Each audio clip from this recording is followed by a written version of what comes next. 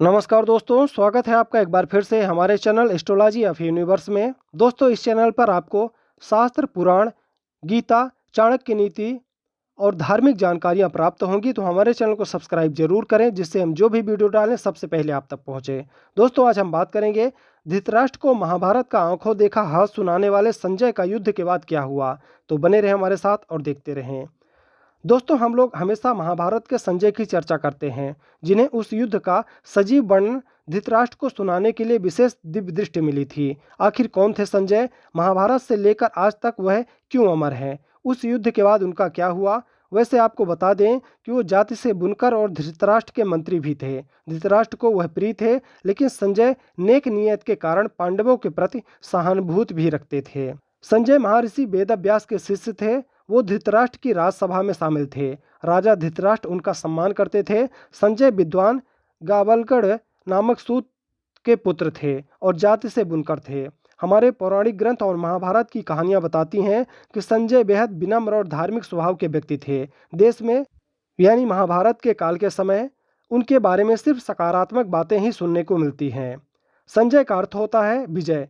उनका पूरा नाम संजय गावलगढ़ था। कहते हैं कि जब महाभारत का युद्ध कुरुक्षेत्र में चल रहा था, तब संजय हस्तिनापुर में बैठकर धृतराष्ट्र को युद्ध का आंखों देखा हाल सुना रहे थे। महाभारत के युद्ध में संजय ने जिस तरह सारे युद्ध का बखान किया, युद्ध की संरचना और बारीकियों के साथ बताने के साथ तब ग्रहों की स्थितियां, प्रभाव के बारे में बताया, उससे उनका चरित्र बेहद बुद्धिमान और सुलझे हुए शख्स की तरह उभरता है। संजय को धृतराष्ट्र ने महाभारत का युद्ध ठीक पहले पांडवों के पास बातचीत करने के लिए भेजा था। वहां से आकर उन्होंने धृतराष्ट्र को युधिष्ठिर का संदेश सुनाया था। वह श्री कृष्ण के परम भक्त थे। बेशक वो धृतराष्ट्र के मंत्री थे, इसके बाद भी पांडवों के प्रति सहानुभूति रखते थे। वह भी धृतराष्ट्र और उनके पुत्र अधर्मों से रोकने के लिए कड़े से कड़े वचन कहने में भी हिचकते नहीं थे। संजय हमेशा राजा को समय समय पर सलाह देते रहते थे। जब पांडव दूसरी बार जुआ में हारकर 13 साल के लिए वनवास में गए, तो संजय ने धृतराष्ट्र को चेतावनी दी थी कि हे राजन, कुरुवंश का समूल नाश तो पक्का है, लेकिन साथ में निरीह प्रजा भी नाहक मारी जाएगी। हालांकि धृतराष्ट्र उनकी स्पष्टवादिता पर अक्सर क्षुब्ध भी हो जाते थे, यानी नाराज भी हो जाते थे। जब ये पक्का हो गया कि युद्ध को टाला नहीं जा सकता, तब महर्षि वेदव्यास ने संजय को दिव्य दृष्टि प्राप्त की, ताकि वो युद्ध क्षेत्र की सारी बातों को महल में बैठकर ही देख लें और उसका हाल धृतराष्ट्र को सुनाएं। इसके बाद संजय ने नेत्रहीन धृतराष्ट्र को महाभारत युद्ध का हर अंश सुनाया। ये भी कहा जा सकता है कि वह हमारे देश के सबसे पहले कमेंटेटर भी थे।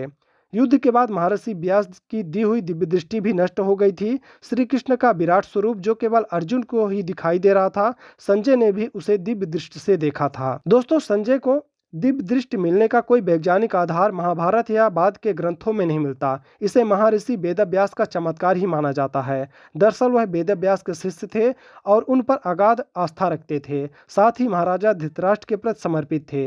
हालांकि वह धार्मिक थे, लिहाजा धृतराष्ट्र के मंत्री होने पर भी पांडवों के पक्ष को सही मानते थे। इसके साथ ही कौरवों के लिए कड़े से कड़े वचन कहने में भी संजय हिचकिचाते नहीं थे। संजय को उन्हें दिव्य दृष्टि कैसे मिली और कैसे खत्म हो गई, इसे लेकर कालांतर में लिखी गई कई टीकाओं में कुछ खास जिक्र नहीं किया गया है। महाभारत युद्ध के बाद कई सालों तक संजय युधिष्ठिर के राज्य में रहे। इसके बाद वो धृतराष्ट्र, गांधारी और कुंती के साथ संन्यास लेकर राज्य से बाहर वन में चले गए। पौराणिक ग्रंथ कहते हैं कि वो धृतराष्ट्र की मृत्यु के बाद हिमालय चले गए। अर्जुन के साथ संजय की लड़कपन से मित्रता थी। इसी से अर्जुन के उस अंतःपुर में जहां नकुल, सहदेव और अभिमन्यु का भी प्रवेश निषिद्ध था, संजय को प्रवेश करने का अधिकार था। तो दोस्तों, ये जानकारी थी संजय के बारे में। आपको कैसी लगी हमें कमेंट करके ज़रूर बताएं। वीडियो अच्छी लगी हो तो लाइक करें। चैनल में अगर आप नए हैं तो चैनल को सब्सक्राइब करें। हम आपके लिए ऐसे ही जानकारी लेकर आते रहेंगे। तो मिलते हैं। जय श्री कृष्ण।